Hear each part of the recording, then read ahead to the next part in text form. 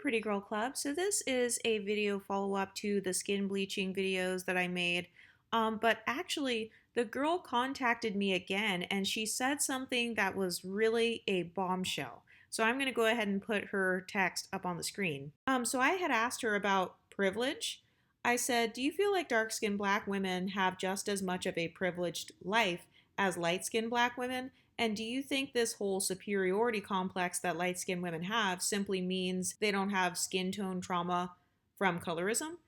She said, yes, I feel it's possible in terms of wealth and education, meaning she does not actually believe that having a lighter skin tone is like some sort of big privilege or whatever in terms of wealth and education. She said, I've seen it happen, meaning she has seen dark-skinned black women just as successful as light-skinned black women. She said, but I realize that many dark-skinned black women, including myself, want to be pretty, and that overrides success in education and wealth.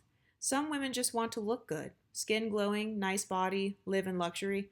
I have seen dark-skinned black women who have these things, but they don't have the beauty, so they skin lighten, some may get a BBL, breast done, weight loss surgery for the quest to beauty. If you notice, many dark-skinned black women complain about pretty privilege and nothing else. That is why, because they see beauty and light skin as success. So not only did this make me think about how a lot of people in the black community will rush to white communities once they get rich, like NBA players, they'll marry a white woman or a Latin American woman, they'll marry a biracial woman, and they'll create these little light-skinned children or mixed race children. Not only did I think of that, but I also thought about even white people who were born rich, like the Kardashians. They were born rich, but they still spent time and money on their quest for beauty, because what this girl says actually is true, that beauty actually is seen as a form of success, just like how wealth is a form of success. And so we get jealous of people who are born billionaires. And for some people, they get jealous if you were born with beauty or if you were born with the type of beauty that they wanted to have. So it's kind of like that person sees you as being born with a certain advantage. That advantage could be something like wealth, or it could be something like beauty. So maybe it's easier for you to attain the type of beauty you want, or maybe you already were born with whatever type of beauty you wanted. And so for some people, they are going to get jealous because they weren't born with the exact type of beauty that they wanted.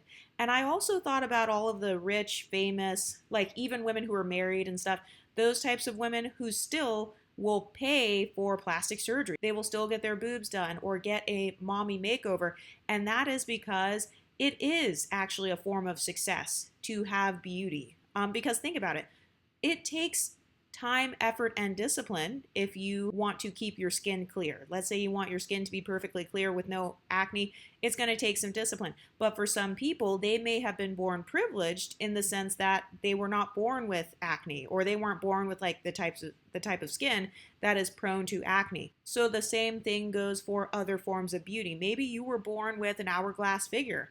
And for a lot of women, they are paying to get your figure because they view beauty as a form of success. And I would have to agree, because there are a lot of people that will go to the gym for hours so they can have that hourglass beauty. There are people that will pay tens of thousands of dollars or even fly to other countries so that they can have that type of beauty. And so when this woman texted me today, I was thinking of this in a bigger term rather than just colorism, because beauty is definitely seen as a form of success. And if you were born, quote unquote, beautiful in their eyes, or if you were born in a way that meets your own internalized beauty standard, or maybe you didn't have to really manipulate yourself, so maybe you were already born with the hourglass shape or whatever perfect shape you wanted, whatever hair color you wanted, I have noticed that people will get jealous because they still view it as a form of success, whether you were born with it or whether you purchased it. It doesn't matter. You're still going to receive that privilege of being associated with success. Because think about it, if you see a woman that has a perfect body, you're not necessarily asking yourself, did she work out to get that body, or did she get a BBL? Did she get plastic surgery? I've noticed that the only people that will go out of their way to call that out are usually jealous women, because they view that body type as being beautiful. And so I've noticed those are the women who will call out, oh, she got a facelift, she got this, she got that. They only call it out when the person looks good.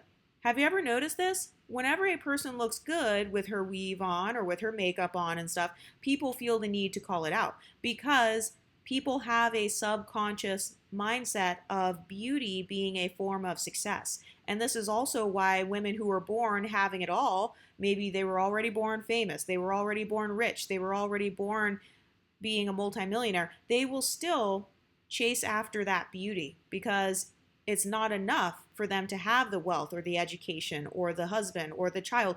They want to also have a form of beauty. They want to meet their own internalized beauty standard. And so if you have already met your internalized beauty standard, or if you are much closer to meeting your internalized beauty standard, people are going to get jealous of that because most people have a subconscious belief that beauty is a form of success. And so when she sent me this text today, that was actually a bombshell because that's very true. I mean, even I view beauty as a form of success because having a beautiful body, going to the gym and stuff, if I see someone that's really in shape and they have a six pack, I'm not thinking to myself, oh, did she get ab etching or like, is she anorexic? I'm not thinking that. All I'm thinking is, wow, I want my abs to look like that. Or I'm thinking, wow, her abs look really good. I need to get myself in the gym.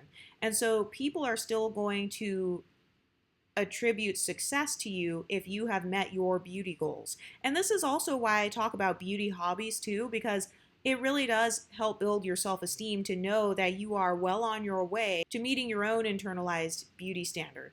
By the way, if you want to see more content about my views on beauty and internalized beauty standards and how to create your own unique form of beauty, please check out my other videos. But what do you ladies think? Let me know in the comment section and I'll talk to you next time. Stay pretty, ladies.